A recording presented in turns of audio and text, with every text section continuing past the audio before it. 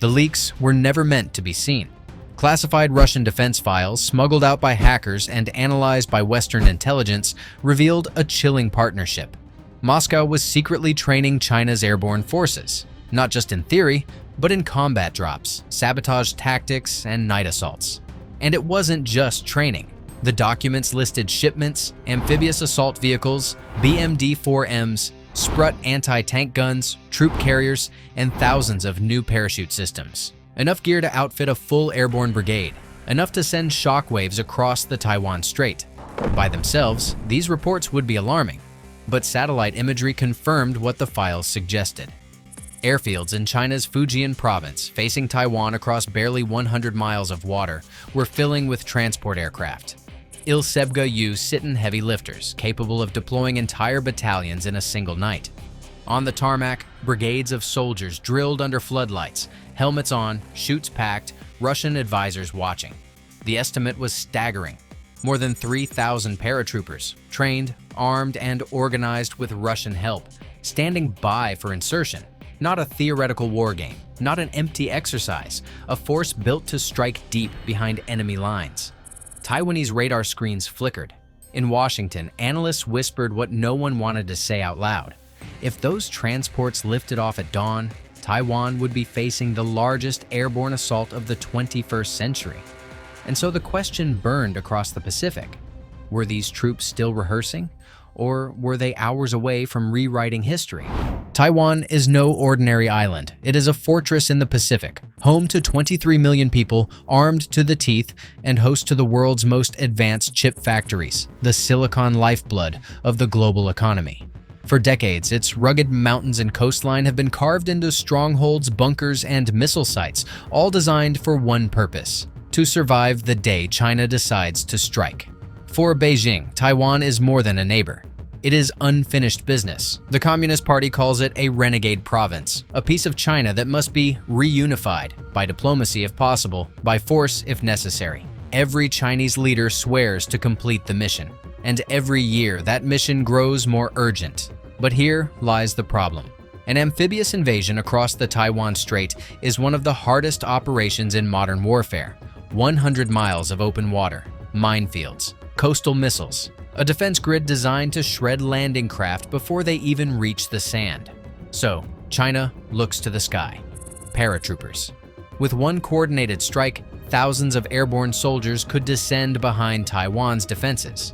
Airports seized before they can be cratered. Power stations and communication hubs captured in minutes. Entire battalions appearing in the rear of Taiwan's defensive lines, throwing commanders into chaos. This is the nightmare scenario. An island under attack, not just from its shores, but from above. And this is where Russia enters the equation. Moscow is not just delivering weapons, it is delivering knowledge, decades of airborne warfare experience, from Afghanistan to Chechnya to Georgia. Russian instructors are teaching Chinese units how to jump at night, how to regroup after landing, how to sabotage from behind enemy lines, and how to coordinate with armored vehicles once the drop is complete. For Russia, it is a statement. We are not isolated. We are arming the East. For China, it is insurance, a partner willing to supply the tools and tactics needed for a lightning strike. For the United States and its allies, it is a warning. Any war over Taiwan may no longer be fought against China alone. It may bear the fingerprints of Russia and the shadow of a larger war to come.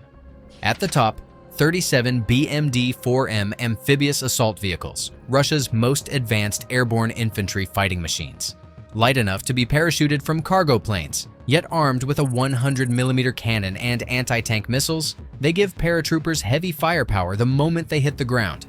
Next, 11 Sprut SDM-1 self-propelled anti-tank guns, sleek, deadly, and capable of taking out a main battle tank from over 2 miles away. Alongside them, 11 BTR-MDM troop carriers, designed to ferry paratroopers across rough terrain once they land. Add in command vehicles, radar systems, and Russian-made drones, and suddenly an airborne brigade can fight like a mechanized army. But weapons alone don't win wars. Training does. And this is where Russia's role grows darker. The files describe joint drills conducted under the cover of night. Entire brigades of Chinese airborne troops trained by Russian advisors in high-altitude, low-opening jumps, the kind designed for stealth insertions. Paratroopers practiced descending silently into mock airfields, converging in the dark, and storming fortified positions before defenders could react. Satellite images confirm the story. At remote air bases in China's Fujian province, transport aircraft lined up in neat rows. Floodlights illuminated runways as hundreds of soldiers rehearsed boarding drills with full combat gear. Inside the hangars, Russian instructors oversaw parachute packing, weapons loading, and briefing sessions on sabotage operations. Even the equipment bore Moscow's fingerprints. Paratroopers carried Russian-made night vision goggles, RPG-26 rocket launchers, and specialized parachute systems designed for mass drops from Il-76 aircraft. Analysts counted enough chutes for 3 full brigades, more than 3,000 men. The vision was clear. When the green light switched on, China's paratroopers would no longer fall as scattered squads. They would descend as a coordinated storm, vehicles, guns, and soldiers hitting the ground in unison, overwhelming defenders in minutes. The numbers tell the story.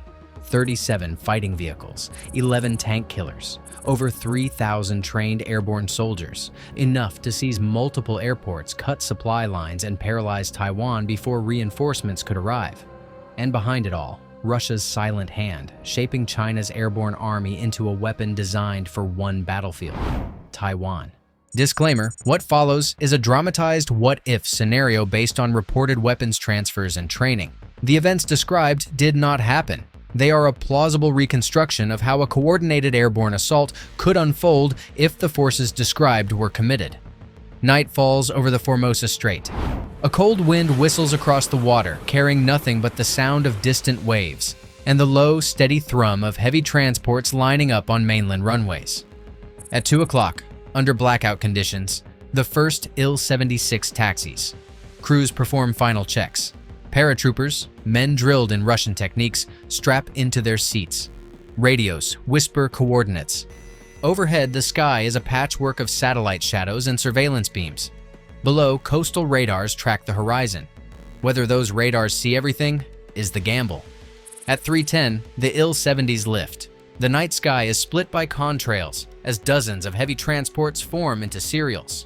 Inside each hull, squads, vehicles, and a single objective: secure the airfields and open corridors for follow-on forces. Paratroopers rehearse their exits. Jump masters call cadence. On deck, Sprute anti-tank vehicles are secured to pallets, BMD-4Ms, ready to be airdropped minutes after the first boots hit Earth. The drop zone is an island airfield on Taiwan's west flank, a strategic node that, if taken, could paralyze movement and sever logistical lines. Planes approach in tight intervals. At 4:20, the first green light flashes. A coordinated mass exit. Hundreds of soldiers pour into the dark, ripcords pulling, parachutes blossoming against a clouded sky. Chaos follows the calm.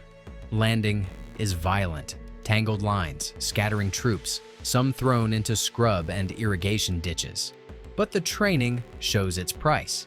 Within minutes, small groups form into assault teams, rallying at pre-planned rally points. Russian-trained tactics kick in: rapid assembly, immediate suppression of nearby sentries, and movement toward objectives. On the ground, Sprute light tanks and BTR carriers touch down from heavy airdrop platforms or land via follow-on transport at nearby makeshift airstrips. Their guns open up, smashing communication towers and vehicle convoys meant to respond. Airports are hit first, runways cratered, control towers stormed. With airfields in enemy hands, fixed-wing reinforcements are able to pour in, replacing fragile parachute mobility with armored presence. Taipei's defenders scramble.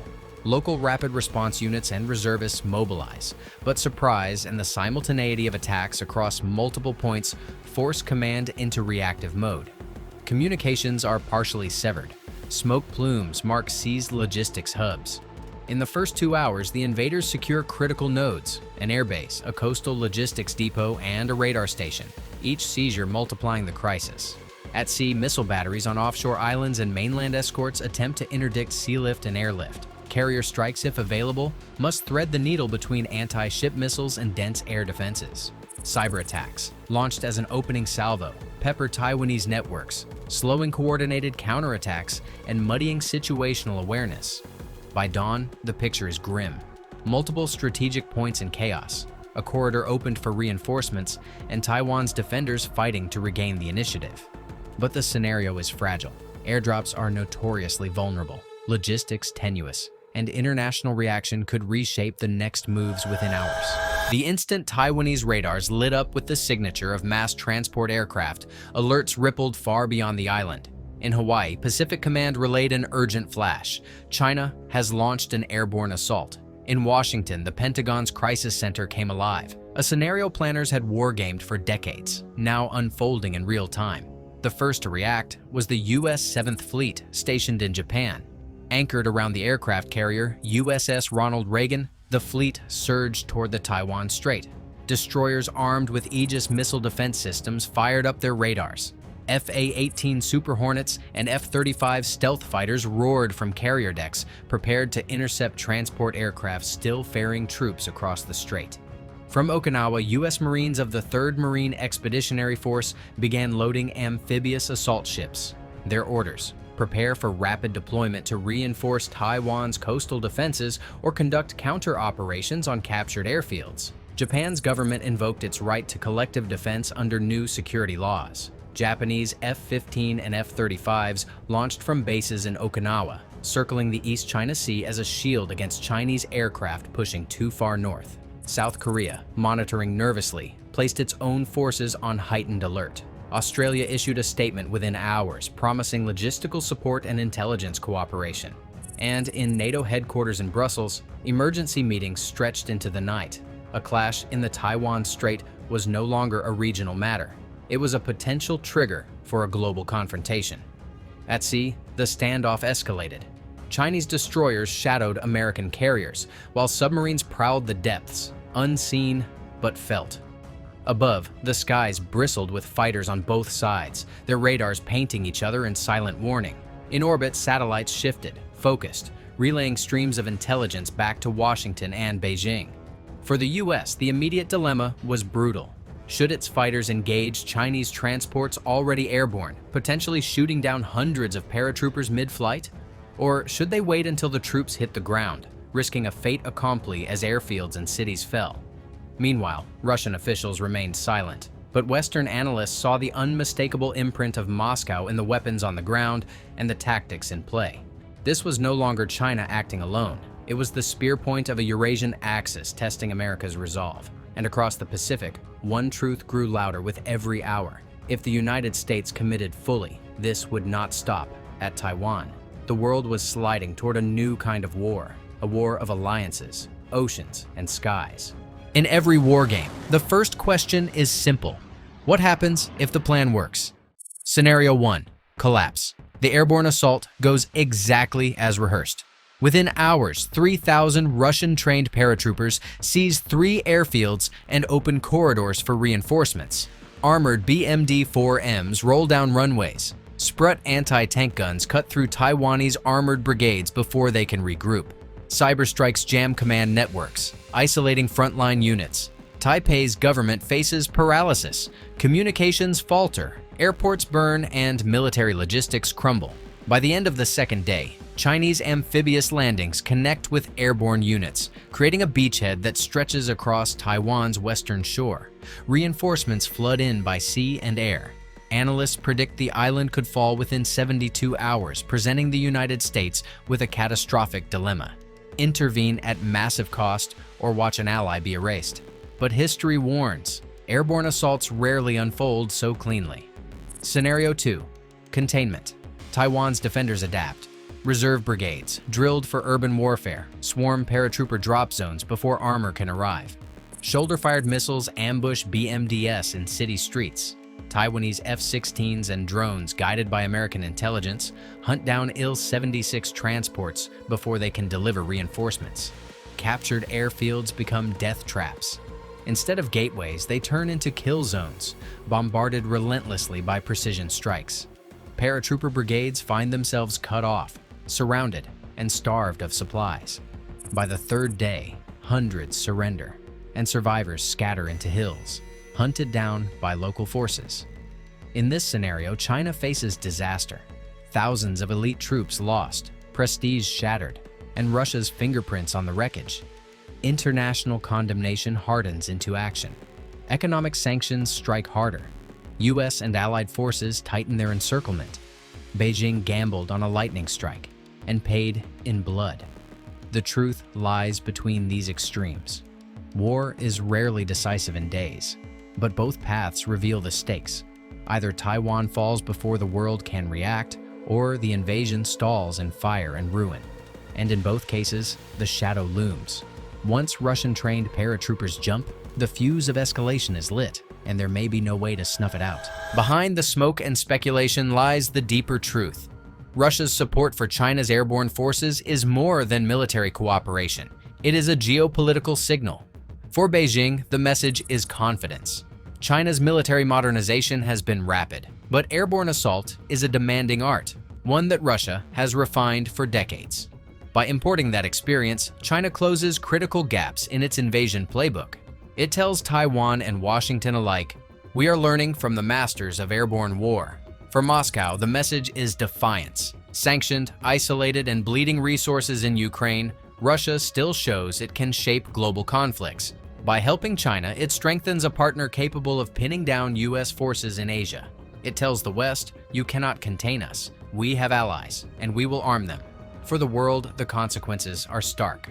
A Taiwan conflict, once imagined as a duel between China and its island neighbor, now carries the fingerprints of a second great power. The paratroopers on the tarmac may wear Chinese uniforms, but their tactics, weapons, and doctrine carry a Russian accent. This partnership foreshadows something larger, an emerging axis of power stretching from Moscow to Beijing, a coalition that thrives on challenging Western alliances. If Taiwan is attacked, it will not be just China testing US resolve. It will be Russia too, standing in the shadows, feeding the fire. And that is the most dangerous message of all. Taiwan may no longer be just a flashpoint in the Pacific. It may be the spark that ignites a truly global war. By dawn, the paratroopers remain shadows on the runway, engines idle, chutes are packed, weapons gleam under floodlights. Whether they launch tonight, next month, or never at all, the threat is real. Russia has armed the spear. China holds it steady. And Taiwan, perched just 100 miles across the water, is the target in their sights. This time, the transport stayed on the ground. But what happens when the order comes? When 3,000 Russian-trained paratroopers rise into the sky, bound for an island that refuses to bow? Will Taiwan's defenses hold? Will the United States and its allies intervene in time? Or will the first rays of sunlight over the strait mark the opening chapter of a new world war? The world waits. The troops wait. History waits. If you want to know what happens when the first jump begins, subscribe now. Because when 3,000 paratroopers fall from the night sky, the entire world will be watching.